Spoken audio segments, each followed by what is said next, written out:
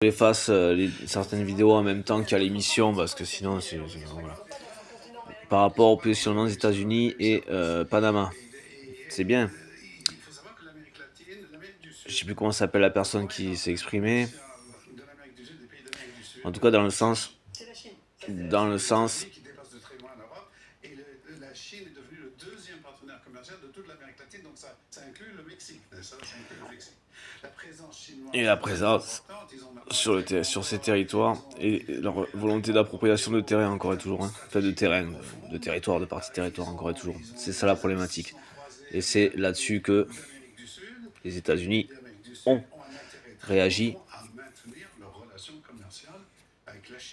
Ah, mais avec l'Amérique latine, c'est donc de ça que, parce qu'on a un intérêt truc à relation commerciale avec l'Amérique latine, ce serait souhaitable, mais ça m'aurait étonné là, parce que du coup, c'était pas du tout le discours de Sonam jusqu'à présent.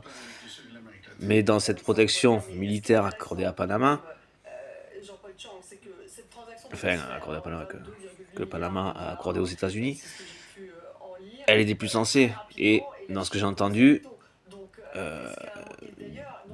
d'un porte-parole ou je sais plus qui là, américain, qui disait, qui parlait de ça là dans cette émission là, qui disait que les États-Unis avaient intérêt effectivement à fonctionner avec l'Amérique latine. Eh joli, c'est ça mon gars, c'est bien, on se reçoit.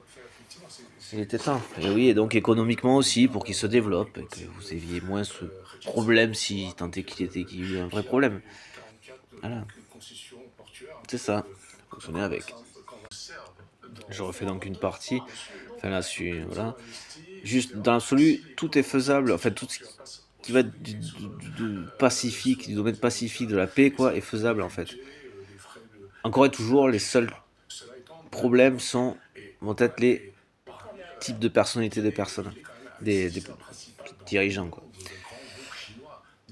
Mais on voit qu'il y a un moyen d'y arriver. Il faut juste pas oublier qu'il y a des personnes à effectivement recadrer et à un minimum canaliser. Voilà, et auquel il faut un petit peu rappeler la réalité, hein, ce qui permet de recadrer, de canaliser. Et je pense qu'effectivement, vis-à-vis de l'Amérique latine, voilà, on voit qu'il y a moyen d'arriver à quelque chose.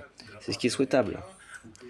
Fonctionner avec l'Amérique latine est le plus intelligent, mais même économiquement.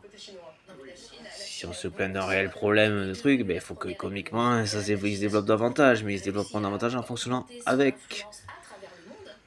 En fonctionnement économiquement avec.